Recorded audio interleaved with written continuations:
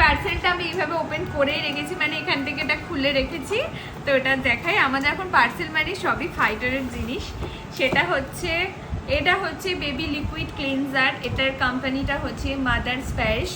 তো এইটা first time use করব। প্রথমে আমি ইউজ করেছিলাম লাভলাপের, তো লাভলাপারটা খুব ভালো। তো ওটার একটা হচ্ছে প্রবলেম, মানে ওটার যে ঢাকনাটা আছে সেই ঢাকনাটা খুলে ঢেলে সেটাকে ইউজ করতে হয়।